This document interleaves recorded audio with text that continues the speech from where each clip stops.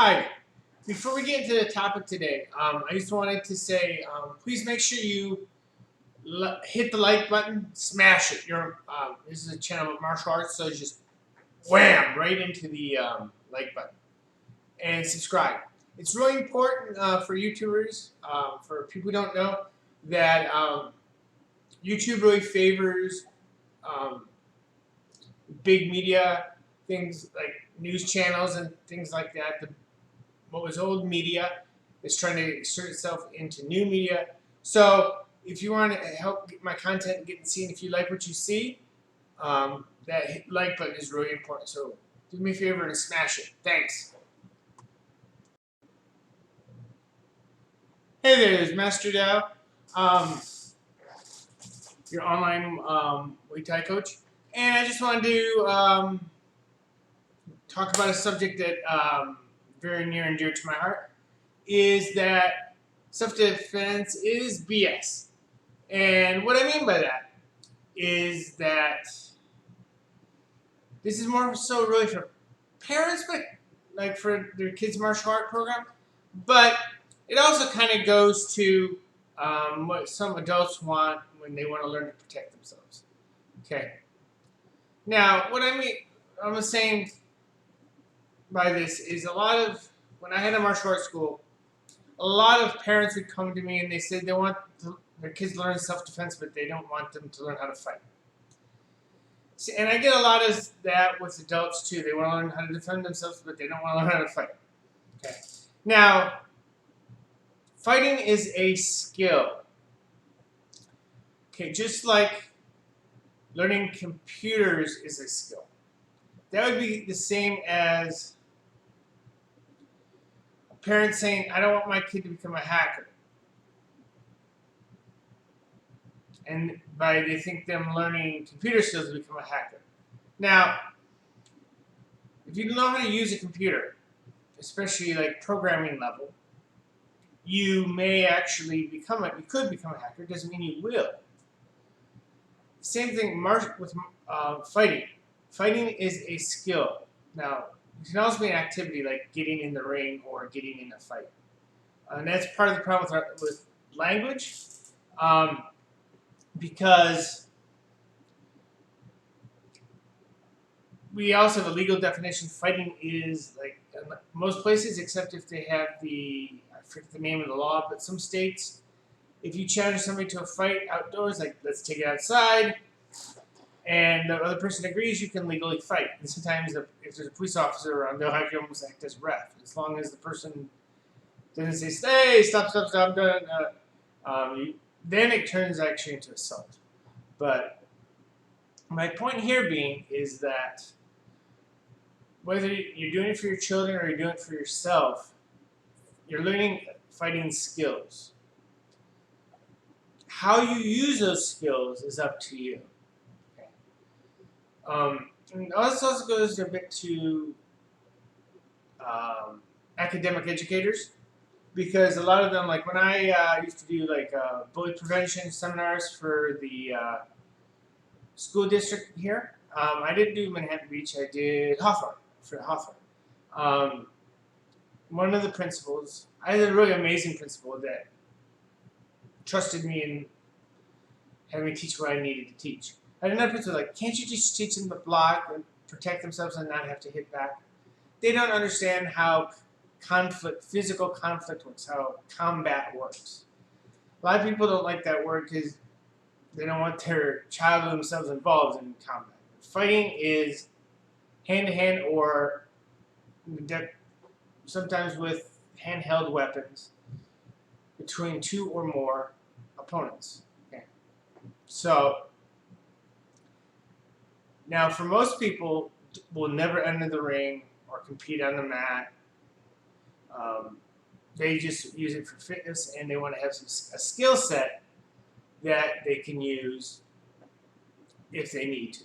Okay, so that's why I hate the term self-defense. Now, given self-defense experts are going to say to you, well, there are different strategies and tactics between a fight and self-defense. And yes, that actually is true. But if you don't have those fighting skills, then having different tactics won't mean anything. And there's a ton of crappy self-defense videos on the internet. Stuff that doesn't work. Stuff that works in the ring or the cage or on the mat is what's going to work in the street. And not like you're going to actually fight the street, punch through pavement or whatever. But, so, hands. Nobody has better hands than boxing. If you're only learning how to punch and try not to get punched, and you will get punched no matter how good you are, is boxing. You want to add legs in there? Some form of kickboxing. And Muay Thai is the king of the ring for kickboxing. Now, for grappling, we need some form of wrestling. You've got judo, has amazing throwing skills and takedowns. Mostly high amplitude throws, I mean big up, beautiful throws. Now they take a high degree of skill level. Now wrestling is not easy by any manner, but it's a lot simpler, and the learning curve, you can become more proficient quicker than judo. Judo takes a lot more to get basic level of skill. Given both have very high end caps. If you look at Olympic level or wrestlers or that, or people in like professional, like MMA who is wrestling skills or judo skills like Ronda Rousey, that's very high level. And both high level wrestlers and judoka are not to be messed with. So those are the only skills for unarmed combat you need. People ask about, like, what about Krav Maga?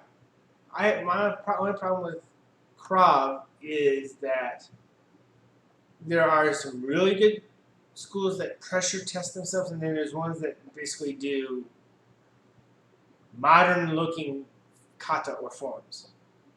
If all you're doing is the person attacks with one attack and you do 60 different moves on them, it's not useful.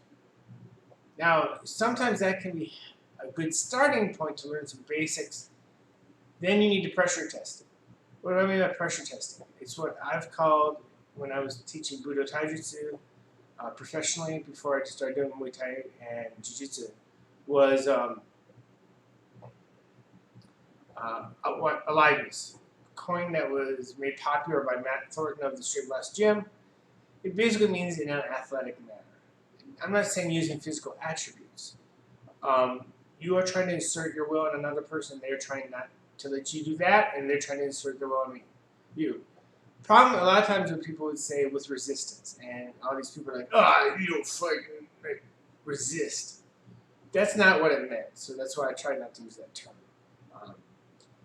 Most common in combat sports, that part of martial arts, were the ones I previously mentioned: boxing, wrestling, jiu-jitsu, etc. Is sparring. And sparring is great, in my opinion, because there's no form of any type of scripting. It is pure alive. And the cool thing, what you can do is make also live drills. Take certain aspects of combat, like for instance for jiu-jitsu, someone's trying to pass your guard. That's all they're trying to do. They're just practicing that one little aspect, and you're not allowing them to. And then if they succeed, you start over. And if you, for instance, the person holding them in the guard, if you have like a goal, like to put them in an arm bar or a submission, or maybe as specific or vague as possible, depending on how concentrated you want to make the drill. Those are live drills. You can also say pressure testing. So another aspect you could do is where you see them in some of the really good self-defense seminars, like they put on a suit, like a Bullet Man or a Red Man suit. The Bullet Man is probably one of the best outside of the Spear program, which are they look almost like military tactical gear, where basically somebody attacks you and you have to defend yourself against them. Now, if you're learning pure self-defense, or you definitely, like if you have no desire to fight or whatever, you're not doing it to learn the art, you need to also make sure you are doing, in addition to learning fighting skills, you need to make sure you are doing that form of pressure testing And also with that, learning with things like the Spirit program, which is teaching you when you're walking down the street, minding your own business, and suddenly somebody jumps out and attacks you, and like training that initial flinch response.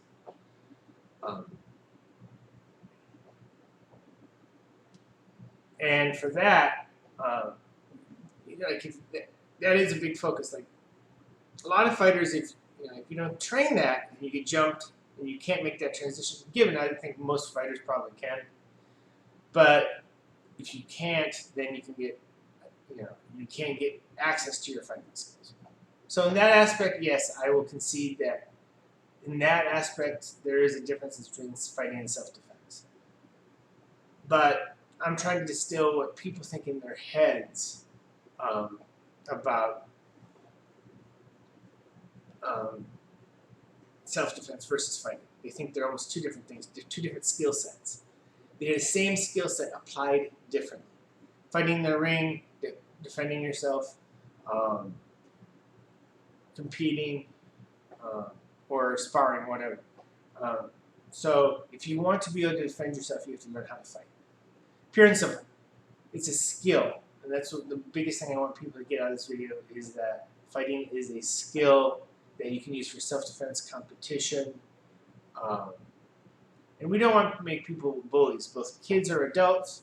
And actually the kind of ironic thing is that the more somebody learns how to fight, the less chance they have of using it. They don't need to prove themselves. Most bullies, whether child or adult, physical, I'm talking, not verbal or emotional, etc.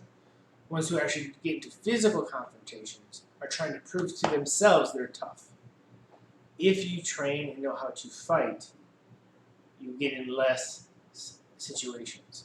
And if you're also training in realistic martial arts, which I'll get into another video on what happens when you train, what happens to a lot of people who train in things that in the back of their mind they know is not real, but there are arts they've chosen for whatever reason. There's some signs of that. But the biggest thing, I'm going to hammer it one more time. Fighting is a skill. You can use it for self-defense or for competition or being a bad guy. It's up to the person to decide how to use that skill. So if you're in a martial arts school, whether online or you're actually, I'm filming this during the COVID crisis. So if you're closed, you're obviously not training at a facility. But if you're actually at a gym or martial arts school, again, make sure they're teaching you real fighting skills. If they're trying to say that these skills are any different, not tactics, these skills are different. Like if you're learning stuff that doesn't look like what would be used in a real fight, then you're not at a school that will actually teach you real fighting skills. So keep that in mind. Hope this video was useful. Take care, and I will talk to you next time.